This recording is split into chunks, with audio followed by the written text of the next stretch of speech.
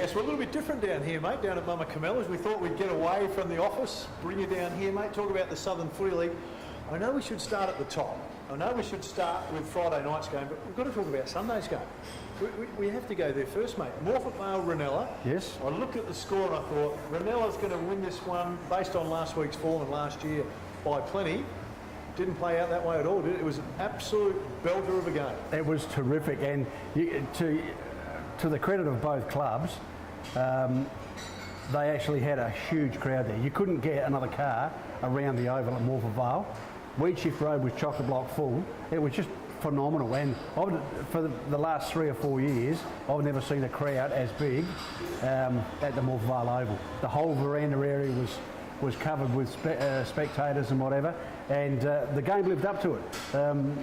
It was an absolute cracker. Well, mate, the crowd couldn't have been better. Let's talk about it. First quarter, Morphett Vale open up a 7-goal first quarter lead.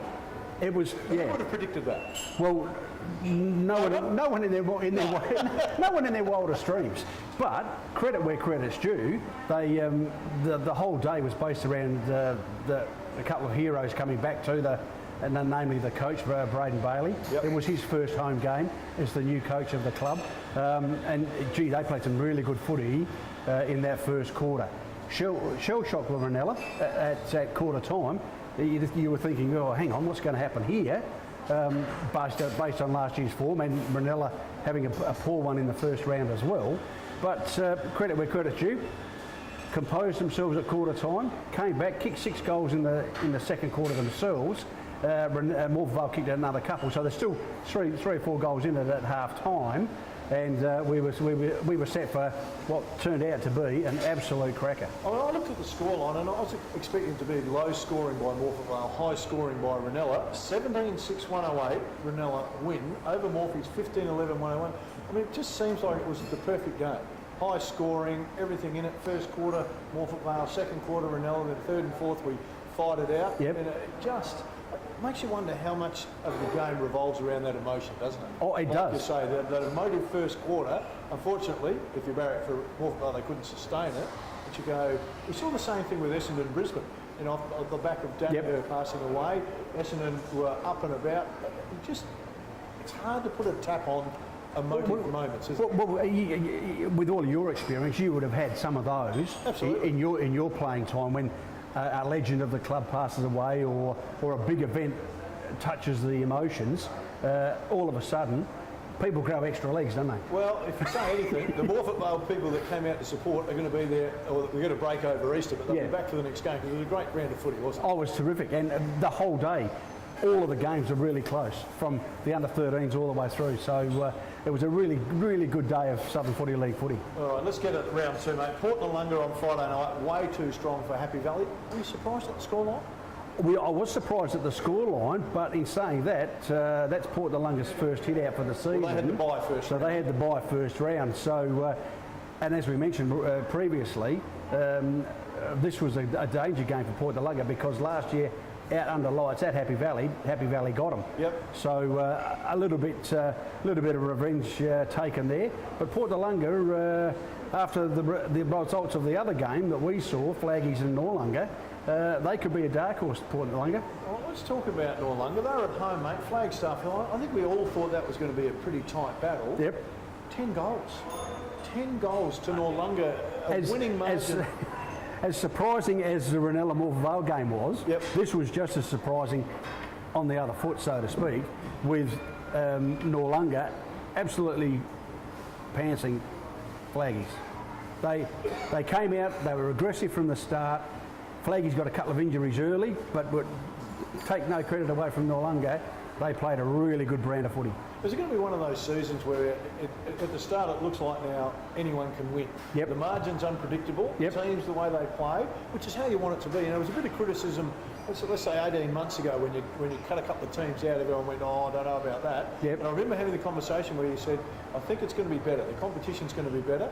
And true enough, mate, it couldn't be unfolding any better at the start of the season. Oh, it's terrific for us. And then you look at the other game, Christie's and Cove. Cove were pretty classy and at home. Yeah, at home. But Christie's Beach, again, you don't know what you're going to get.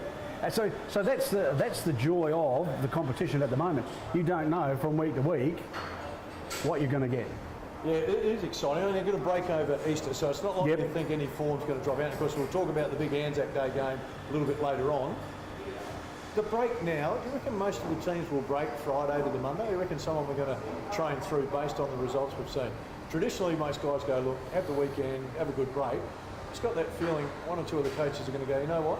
We need to get a training session in here to get back on track. I would suggest there'd be a couple of clubs that would do that. But again, we're talking amateur football, so yeah, I know. The passion's there. People get competitive. They do. And there might be a few blokes that are heading off on different things, but I've got a feeling the majority of blokes are going to be around and they're going to have a couple of sessions. Yeah. Might be a skill session. So some of the scores might be goal kicking sessions, but I've just got a feeling that this year, early, I know we're only 2 games in, but you go, wow, it's unpredictable. It's going to be a ride, isn't it? Well, it is, and at the end of the day, as we said, the people that went and saw the games on the weekend are going to come back. Yep. And that's what you want. All right, now the Women's League, that's not too far away from starting. Happy with the progress on the back of last year? Yeah, and just for the viewers' information, they actually had their Lightning Carnival on Sunday. So the girls had their first hit out, so to speak. How'd it go? Yeah, they really enjoyed it. It was a little bit, it was a little bit warm, the weather, but no, they really enjoyed it. And word coming back is that we would expect to have a really competitive women's and girls competition during the year. I'm amazed at the magnitude of the women's, I guess, numbers that are starting to join up in footy. I went past Summit Park, I went for a walk the other day, and there were 3 ovals playing, and they were all young girls playing, under 10s, and the ovals were packed. And I'm going, same thing up your way? Yeah, exactly. Are you surprised? I mean, does it surprise you? I think it's fantastic, don't get me wrong, I'm just surprised it's taken off so quick. Yeah, but we've always had the ability to have girls come through our mini league competition and play in our competition till they're 14. Once they turn 15, they've had to go and find a girls competition to play. But now they can start in our under 8s in a mixed group, 8s, 10s, 12s, and then by the time they're 14, they're off into our under 14s, our under 16 competition, and of course the senior women as well. So in answer to your question, are we surprised? We've seen it coming, yes, but you're right, the magnitude that has started with them, it's going to be interesting over the next couple of years to see whether that continues at that growth rate. I've got a feeling it will. Yeah, well, it was a ripping weekend of footy in the Southern Footy League. To the Ranella boys, could have ruined Billy's holiday in Thailand, as air diffusion agencies would have not been happy at all, mate. Mate, we did get a call from Billy. Did you? He was in a bar in Bangkok. In a bar in Bangkok, who would have thought? And of course, got a text at the end saying, good call, boys. Good call. Well done. Stay with us still, plenty to come on the show.